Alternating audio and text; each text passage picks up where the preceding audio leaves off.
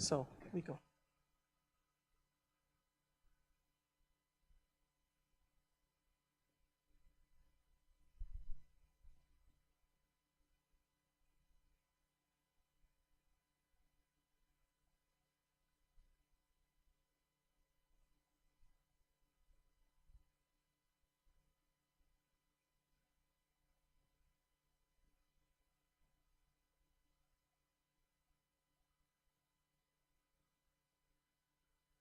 Please help me welcome back to the stage the director, Neil Berkeley.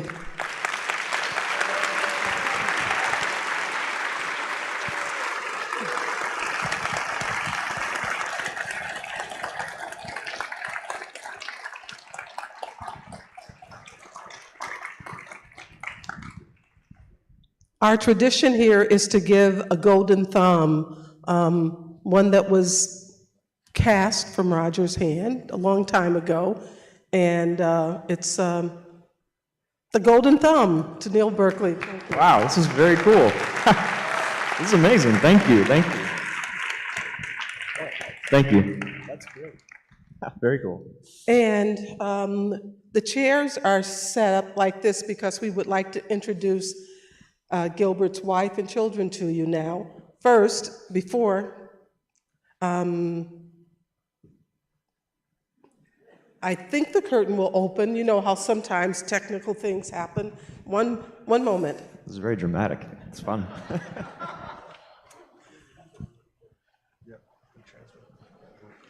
just roll with it. Oh, wow.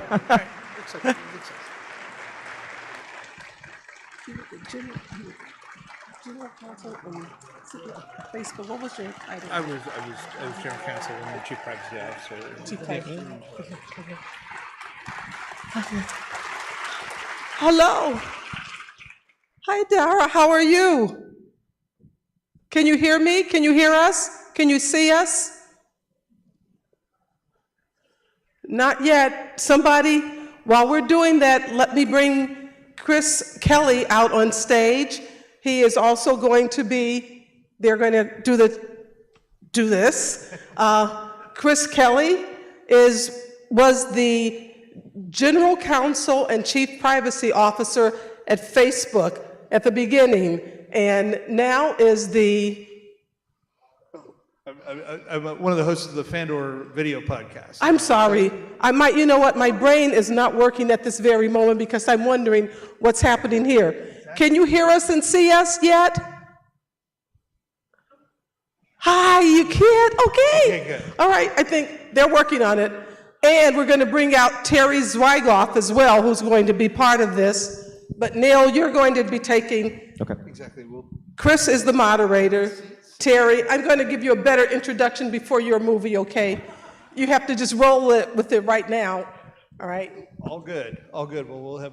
Should I sit here? You sit there. Exactly. So do we have audio from her? Let me go. Let's see. Okay, guys. There we go. Do we have it? I can hear now. Can you hear me? Yes. Hey.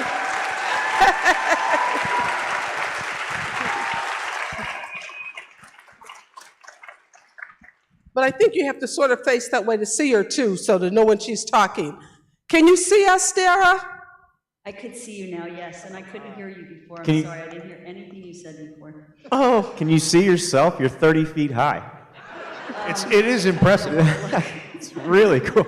Please take a bunch of pictures and put them on Instagram for her.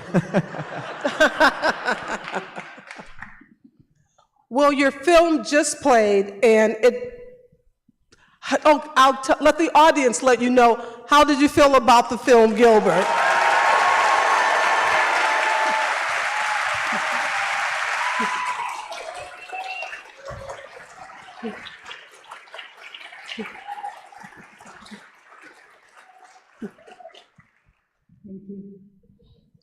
And we're really happy to have you here. Yes, thanks so much for all for being such an integral part of the film, and for all that transpired, and the story that's told, and it's just so beautiful that we were talking before, Neil and I were talking before about the process of this.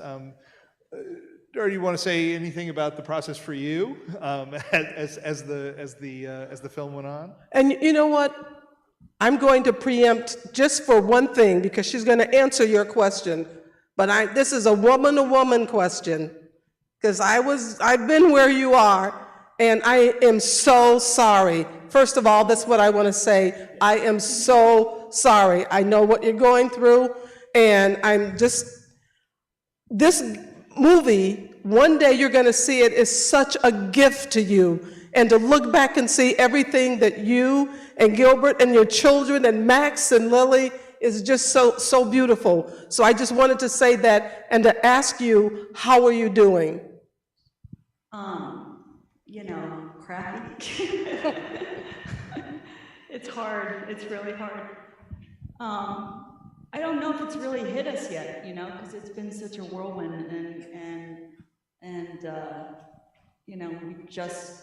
I feel like we're just starting to process it a little bit. It doesn't feel real. It feels like it's going to walk in the door in a second, so it's hard.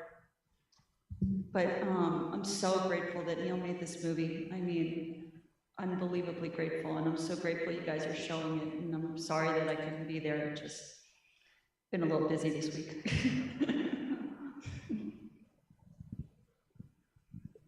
Neil, why don't you talk a little bit about your process with Dara and making the film? Yeah, I'll tell the story. The fact that I'm on this stage is unreal. It shouldn't have happened. But when you finish a documentary, everyone says, "What's your next thing going to be about?" And I was obsessed with people that lived as characters, like Emo Phillips and Paul Rubens. And all of my friends, or two of my friends, we'd start talking about Gilbert all the time. And we would go to the bars and just talk about Gilbert, and we realized we knew nothing about him, and no one did. And so when people asked me that question for a year, I would just say, it's going to be about Gilbert Gottfried. But I never called his agent, never tried to do it. I just said, it's going to be about Gilbert Gottfried.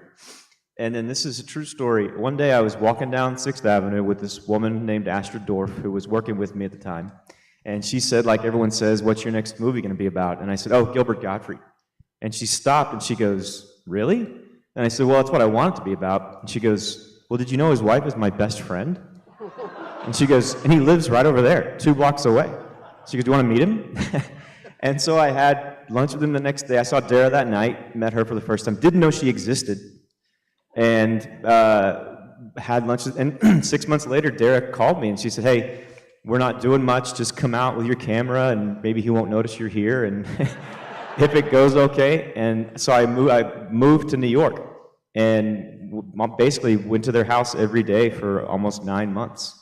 And I went to 15 cities with Gilbert. I went to Toronto with Dara Gilbert. We went on a cruise to Mexico, shot 300 hours of footage, and just like lived with them for a while. And yeah, it's surreal that I'm here, but I'm very, very thankful that she let me do it, and happy it exists, because yeah, he's an important person.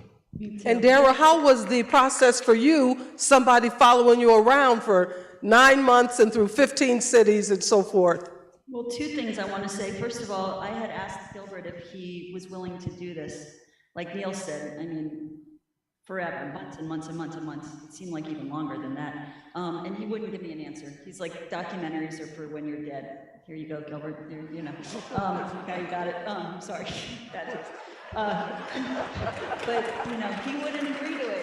He didn't answer me. He wouldn't give me an answer. So finally I said to Neil, Neil wrote me a really nice letter on parchment paper, and I thought that was so classy that he hand wrote a letter to me. And I was like, this guy, I just have a good feeling about this guy. I think he's going to be respectful. And finally, I just made the decision for Gilbert. And I said, Neil, you know what? Just come out, and if he doesn't say no and kick you out, then just stay. And he came, and the next day, he was in our apartment, and I forgot to tell Gilbert that Neil was coming. Yeah, the elevator opens, and you see the first scene where he's in his bathrobe ironing, and he's like, "Who are you?" And Neil's like, "Oh, Dara didn't tell you I was coming." Yeah, the first time I met him, he was in his robe. The elevator opens. It was just me and him, and I said, "I'm Neil. We met a while back. Did Dara tell you I'm coming?" And he goes, "No." and just walked away from me. So I loved having Neil around because I knew that Gilbert would be taken care of when he was on the road. I knew Neil would look out for him and feed him, and he like bought a lot of meals for him. And I was glad someone was out there taking care of him. So I didn't want it to end. Well, the capturing of the respect that that Neil showed, and I think that you know, all the other comics felt. You had Anthony Jeselnik, you know, really kind of, I think, speak to that extraordinarily well in the film, and you know, getting that and having that come across was one of the, I think, the great strengths of the film.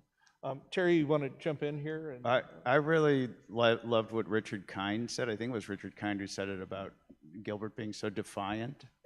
And I think it's pretty ironic that Chaz chose to dedicate the festival to both Gilbert and Sidney Poitier because of the defiant ones.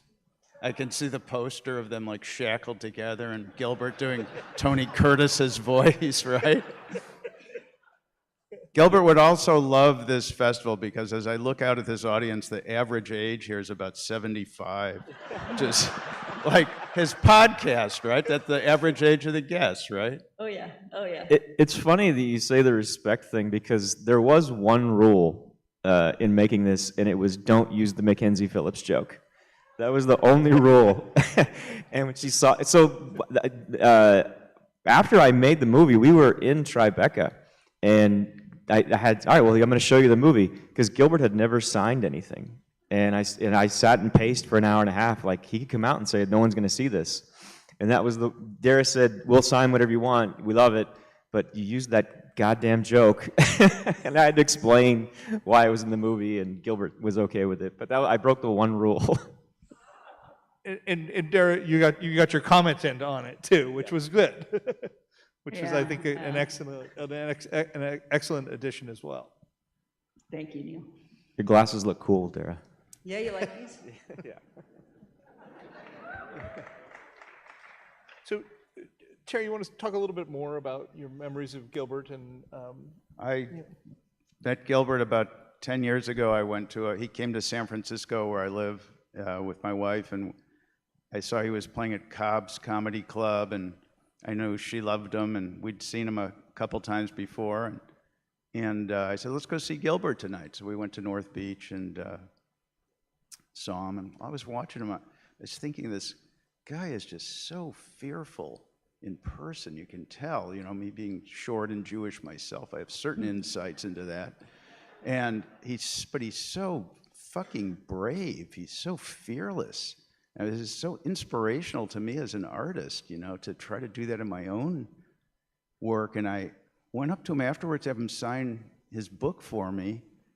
And I wanted to ask him if he would let me do a documentary about him, and tried to engage him in conversation a little bit. And he was just, you know, he had that look on his face with his eyes closed and the frozen smile. He didn't want to engage. And so I never got to do it. I just felt like I didn't push it very hard. I didn't want to make him uncomfortable, so we just left. But I'm so thankful it got made right, you know, and it was such a beautiful film. Thank you for doing it. Thank you. Yeah, and luckily, yeah, exactly. Luckily, it was underway already, and Was it underway at that point? time? It was not. But When did you start it? 2015, I think. This was 2015. This is about 2012 or something. Yeah, that's St. Jude's. The first time I went to Arlene's apartment was the second day I shot, and that St. Jude's thing was the first weekend I shot. Yeah. You told me last night one of the hardest things about making the film was holding the camera steady because Yeah. you were laughing so hard most of the time. Yeah. I mean, the way I do it, I have this little thing and kind of cradle the camera in my arms, so any shake and I was just constantly laughing. Again, like, we want to do something with it because I have so much footage, but I have so much just fun. Gilbert was funny. I mean, it's weird to say that, but sitting alone in a room with him, he would funny, and he loved to laugh. I forgot that the movie ends with him laughing like that, because hearing Gilbert laugh, like, if you could make Gilbert laugh, that made you feel so good, because he had this laugh, and I'm kind of very happy the movie ends that way. He made me laugh more than anybody, I can say honestly, anybody on the planet, by far. And he laughed a lot himself. He loved to laugh. Think of how many people he got to laugh in the world. Yeah.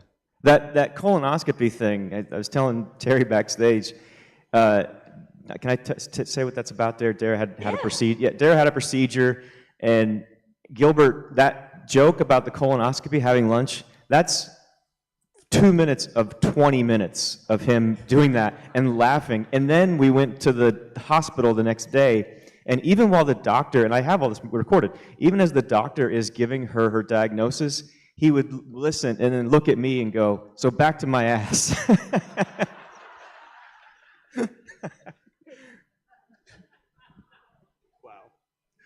Well, we do want to open up to some audience questions, and to have folks contribute after experiencing such a wonderful film. So if there are folks who want to jump in at this point, we've got folks with mics in the audience. Is it okay if the audience has questions for you as well? Dara, they're going to have questions for you also. Fantastic. If that's all right. Fantastic. I would love that. I'll just say, can I just say, sorry if I may, 2 minutes on this. I'm so privileged and honored and humbled to have made this, but if you've never done this, it is a very intimate, close thing, and one really nice thing is, like, Dara is my friend now. Like, we're friends. So when this all happened, it was really especially painful because my friend was hurting, so. Thank you, Neil. Thank you. And thank you for coming to New York and being there for the funeral and everything. Right. Question do we have on the floor? A question over there? Okay. Hi, my name is Susan. I'm so sorry for your loss. We saw Gilbert Gottfried in 1980 at a small club, comedy club, and he went on about 10:30 to 11:30 to 12:30, just walking back and forth, saying things differently. And I'm looking at my husband, he's looking at me. And when it was finished, I realized that half the club was comedians running up to him and just loving on him. He was the comedian's comedian, and we've followed him since then. So take care. Thank you. Such a wonderful capturing of both the fierceness and defiance, but also the love that was felt for him in the movie. When he passed, it was like Mahatma fucking Gandhi died. The outpouring of love in the world was unbelievable. Next question from the balcony up here. Excellent. Hi, my name's Phil Henricks, and I've been coming for several years. Dara, it would help to know that this festival is not like other festivals. It's a festival that's centered around a love of a man and movies, and it's different than almost any other festival I assume that there is. So after Roger died, and Chaz came out and told us that there's no other people that she'd rather be with then, that was a special moment for all of us. And I guess I would like to hope that being part of this group for you at this juncture has some help, does some help, or is good for you. That's all I want to say. It does. Thank you. Thank you. I really wanted to, I was really looking forward to this. So I'm glad that they made it work so I could be a monster on the screen. To your left on the floor. We've got one down here. I just want to thank all of you for being here. I think that showing a shade of Gilbert, both sides, is amazing, that so many people don't get to know, and you get to know the person through the documentary and see that. I was fortunate to get to meet Gilbert the day that George Carlin Way was dedicated in New York City. And Dara was there, right there at his side the whole time. Gilbert was the most respectful, standing there. You could tell, like, this is for George. And there's a story that Gilbert has online that I've heard about how he wanted to meet George Carlin on the airplane and how George Carlin was a fan of his. But it was great that that night at Caroline's Comedy Club, it was full of headliners all sharing the stage. It was Robert Klein and Dave Attell and everybody. And Gilbert roasted George. And I don't know if Dara's thought about this in a while, but Dara, I thought that was just so emblematic of what he does. He said, "Oh, I'm glad he's dead. I hope he suffered." And that room, to what the lady said earlier, the comedians were just in stitches. Artie Lang was bent over, and I was just so glad to be in that room of just honor, that he was honoring them, and that we're able to honor Gilbert in this way. And really appreciate Dara being here, and the director and all of you being able to give such love to him. I was heartbroken last week knowing that he wouldn't be here because I knew the love that he would feel here. And the jokes on Wikipedia, that everybody was changing Wikipedia jokes. They said, oh, look at this and this one, this one. You go, oh, everybody is doing it for Gilbert. And I'm glad that this will do it for Gilbert forever after. So. That's really cool that you were there, because that, I thought, was one of the most spectacular nights and performances that he ever gave. That night was incredible. In the back under the balcony, to your right. To your right. Oh, Hi, my name's Elizabeth, and first of all, I want to share the heartbreak and the sympathy that I feel, and I was really excited, like a lot of people, to be here and to see the film and to see Gilbert, and I know exactly where I was when I heard the news on NPR, and I pulled my car over to the side of the road and lifted up kind of a filthy prayer. But a prayer nonetheless. I did have a question that I've wondered, and I'm sorry if this has been covered in other interviews. Can you tell me a little bit about how he changed his process from going from a very clean comedian to taking a 180? I've always been really interested in kind of, what led him down that journey. Do you want me to answer that, Neil? Yeah, I think, Jeff Ross talks about, correct me if I'm wrong, but I think the 9/11 sort of turned a corner, but Yeah. was he, you know better than I Yeah, would. no, when we first met in '97, he said basically he only worked clean. He never worked dirty. He thought it was lazy to work dirty. And then the Aristocrats happened, at the Hugh Hefner roast, and then and after that he just was more interested in telling blue material. did it feel like that sort of turning point at the time? It certainly presented that way in the film. It did feel like a turning point. Penn was putting out the Aristocrats movie, and then that became popular. And then I said, Gilbert, we should do a stand-up special, and he didn't want to use his material because he still used it in his live show. So he said, well, why don't we just do, a bunch of dirty jokes? So I said, great, let's do it. And I booked the club, and we filmed it, and we did a whole thing, made a whole, movie of just dirty jokes. And then he just added that to the end of his act, and it became part of his thing, Did he get to the point after 50 years of doing this where he never had to brush up and rehearse and go over material? He never rehearsed ever. His entire life he never rehearsed. Wow. He never prepared for anything.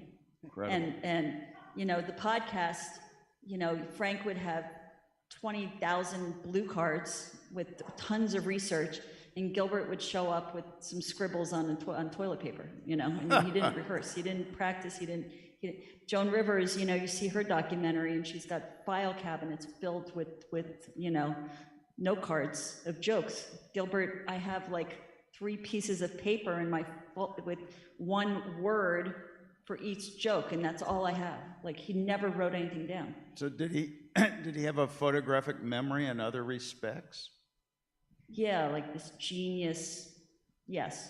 Yeah, he had a crazy memory. He remembered every song he ever heard, one time, right, Dara? Oh yeah. I thought that was really well captured in the film too, just in showing just the paper with the notes of the one word notes. I was very happy when that came out, because everyone that I talked to about this movie always brought up that Joan Rivers doc, which is good, and I just love that Gilbert had this sloppy file with scribbled words on paper, and hers was so pristine and perfect. I kind of love that happened. Can I just mention one other thing? A way to get to know Gilbert is the podcast. I don't know if everybody knows about it or not, but the Amazing Colossal Podcast. And I think there's, how many episodes, Dara? It's like 500, 600 archived? We have over 600 episodes and over 400 interviews. Yeah, Which he it's did with Frank Santopadre, who, when I was on the podcast in December, I said to Frank, Frank, I don't think Gilbert's seen any of my films. Should I just send him clips? He says, why do you think that? And I later on the show even, I was doubtful that he had, because when he was talking a little bit about Ghost World, and he said Enid instead of Enid. And I said, nobody that's seen that film is going to say Enid, they're going to say Enid. I said, no, he's seen the film, It took him like 12, 15 weeks before he got my name right, Frank said. I've known that guy for like forever, you know. Next question from the balcony. Excellent. Hi, this is Ralph Rother. I'm a local artist. I've been going to Ebertfest for a long time, and I just want to say how much of an inspiration this movie was to me as an artist and as a lover of comedy and of stand-up comedy, and just how brave and the family dynamic of having somebody who is, you know, a comedy and an artist and politically incorrect. And how stressful is that, Dara, was that like ever to just deal with in society as having a family, having 2 kids? Because I do art that's not necessarily politically correct, or it's very sexual, and it's hard. Like people like think that's the only thing I am. And obviously, when it comes to Gilbert, that's not all he was. And I think people can't. This helps you see the whole. I mean, maybe not the whole person. But I just want to know, you know, if that's like, in everyday life, how stressful it was. And the last thing I want to say is, there's also 2 people on the stage that's made films, from Crumb and Wayne White, and I am so inspired today and so happy that 2 of my favorite artists are represented here, and just the love of this documentary. And I'm sorry, I'm going on forever. Guy's louder than Gilbert was. So the question is, was it stressful that he was going to be inappropriate? Is that basically what it was? I don't know. Yes, it was. I've seen her so many times just saying, Gilbert, stop it. Yeah, I always had to stop him. Gilbert, you can't tweet that again. No, you can't. Be careful. Don't say that. Yeah. I have footage. We were at their kids' school one day, and there was just us. But Gilbert couldn't resist going on stage in a children's school telling really dirty jokes to me. And Dara's on this side going, Gilbert, stop it. There's children here. Stop it. Did you let Lily and Max ever see this film? So I did not for the longest time. And then now they're 12 and 14, and they actually went and found it and watched it on their own. I really didn't want them to I didn't want Lily to see that joke. It made me nervous. Actually, she saw his stand-up for the first time maybe 2 summers ago or last summer, and I was so worried about him doing that joke, and meanwhile, she was on her phone the entire time on TikTok. She didn't even pay attention. We have a question from the last row to your left. Thanks. So I just wanted to say, first of all, thank you for marrying Gilbert. I mean, if there's anybody who deserved to have a decent person in his life, it seemed like Gilbert. Demented, I'm demented. I enjoy that. There's nothing wrong with it as long as you're not trying to hurt people. And I think Affleck got it wrong. It's a personal opinion. So I do remember Jeff Ross actually being on stage, and somebody in the audience was on their phone, and they said, oh my God, Whitney Houston died. And 5 seconds later, Ross says, Houston, we have a problem. And, you know, you gotta laugh at stuff, because it'll kill you if you don't. So, thank you. Dara, I keep thinking about Gilbert's favorite thing every year was the Oscar in memoriam. Like, that's been crossing my mind all the time. I mean, we need to make sure that he gets, you leave people out sometimes. I know. That was his favorite He part would of the rewind, Oscars. he would film it, he would tape it and go back and watch it over and over and over again. Next question with commentary? Yeah, right. question from the balcony. Yeah, this is a two-part question, and they both have to do with Nazis. I wanted to ask Neil about what happened during that reenactment sequence where Gilbert is faced with those people in Nazi regalia. And I also wanted to ask Terry if he wanted to tell the story when he appeared on the podcast of the Vanguard News Network review of Ghost World. I'll tell that for Ghost World. We'll have to do it tonight.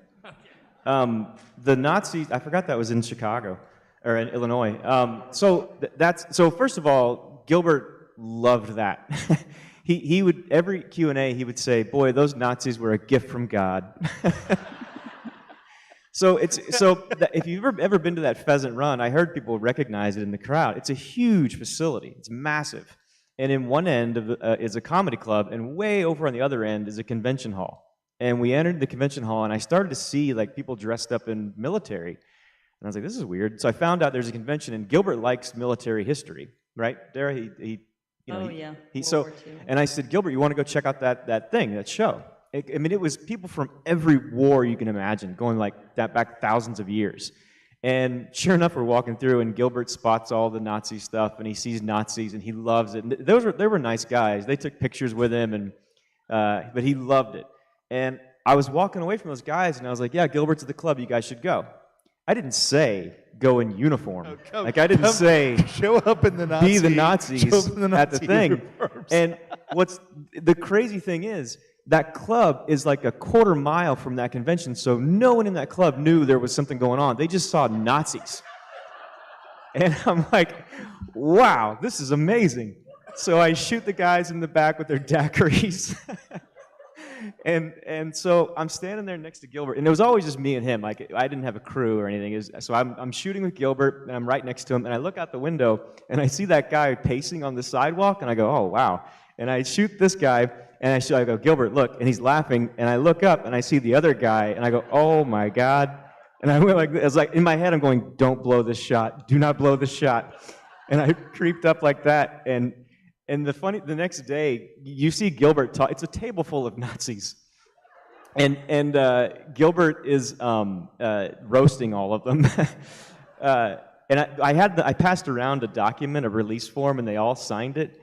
And I got a call from my producer about a week later who didn't know this had happened, and he goes, "What is this document with a swastika written on it?" And I said, "Oh, I needed to remind." That's the Nazis, right? That's the Nazis. And the Nazi came up with the Michael Jackson joke too. Oh my God! Like, it right? looks fake. I watch it and I was like, boy, this looks scripted. And he looks like a World War II, very real-looking Nazi. They wouldn't say Nazi. They insisted on calling themselves German soldiers. And they're like, Another question towards the rear of the room to your left. Hello, and first off, my condolences on your loss.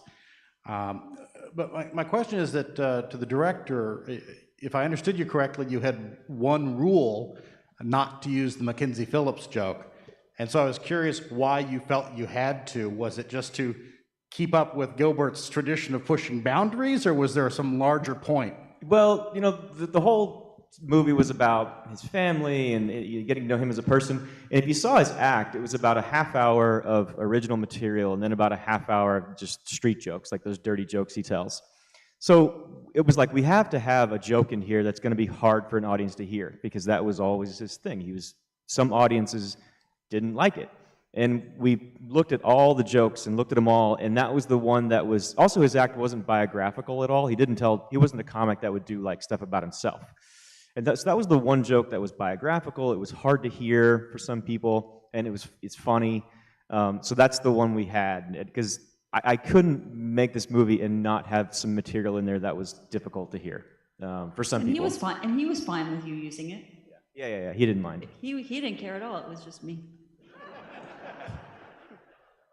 Next question from the balcony, right here. Hi, my name is Sue. What a a wonderful, amazing film. Thank you so much for sharing him with us.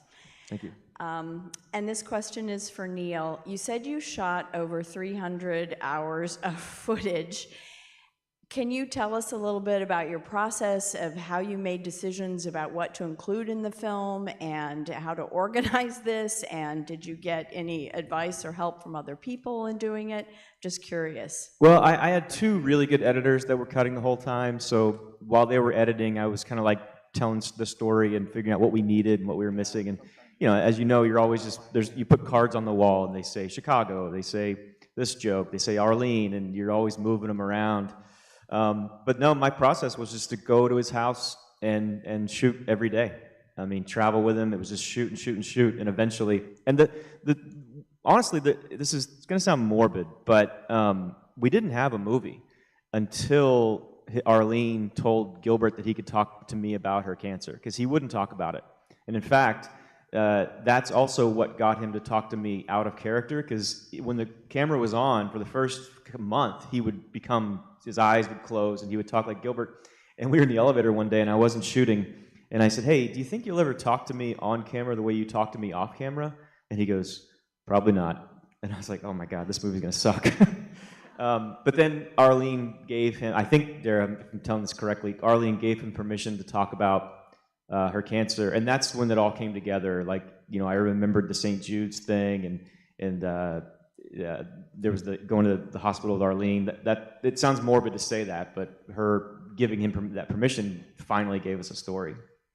Gilbert also, I think part of the reason why he agreed to do the movie is because he wanted to honor Arlene, and the fact that you included her, that he knew that she wasn't doing well, and he wanted to, make sure that she was, recognized and remembered. And look up her books. Her photography is beautiful. She's an amazing. She passed away 6 or 7 months after the movie came out, sadly. But her books are gorgeous, and her work is amazing. And the chronicling of their mother's death as well was beautiful. It was absolutely beautiful and captured very well in the film. Back of the theater to your right. Hi, my name is Eric, and I'm an educator, and I was curious as to what Gilbert's relationship with Twitter was like after the Aflac situation, because it's completely unfair, and it says a lot about me. I thought when they read the jokes, I would have laughed, so I need to do some work, I guess. But I'm curious as to what his relationship with that technology was after that. He would make stupid pun jokes, and then he'd apologize at the end of each one. And he had a ball doing that. He was doing, just dumb puns, and then apologize to, dogs or whatever it was he was making a pun about. He also had his annual Hitler birthday tweet. Yep, which Jeff Ross actually tweeted on his behalf yesterday. What was it? That's right. 420, also Hitler's birthday, right? Yeah, every year he would say, "Happy birthday, Adolf Hitler. You're dead and the Jews run the world." I have to say, the only thing that ever made me uncomfortable with the whole Affleck thing was when he would be holding the duck in real life, he would be screaming really loud and right up to its ear. Well, I guess ducks don't have ears, but and you could tell the duck was like sort of pained by it. It's the only thing that ever made me uncomfortable about anything Gilbert ever did. We're worried about PETA protests next. What? We're worried about PETA protesting. I'm a member of PETA. I'm proud of PETA. I also want to thanks. Terry's the reason we actually are here. He recommended we do it, and we consider it, and sent the movie to Chaz. So thank you very much. This has been great. My pleasure. What an incredible crew we have here. Shall we wrap things up, Chaz? Yes, we're going to wrap things up, but I also want to say thank you to this audience. I think you asked some very good questions, and I love the way that you treat our guests, and I knew that this was going to be a very special event for us today, and thank you so much for being so loving and kind to our audience. To Dara and to Neil and Chris and Terry Zygoff. Dara, Thank we're you. so sorry for your loss, and thank you for allowing the world to see. Thank you.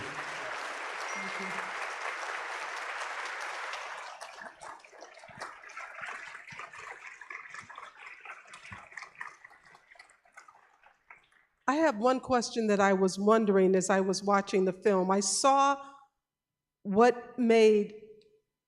he made you laugh, what did you do to make him laugh? Because I know to be with someone like that who loved to laugh, that you had to do something special to make him laugh. That's a hard question because we just laughed all the time. I mean, the kids really made him laugh. One time Max was in preschool, and they said, "Oh, is your father, where did you get your sense of humor from your father?" He's like, "Well, my dad is funny. Is your dad funny?" And they say, "Well, my dad is funny at home, but not at work."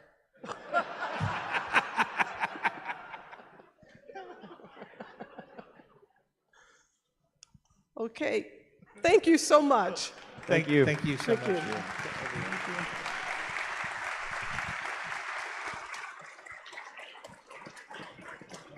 Bye, Dara. I'll call you.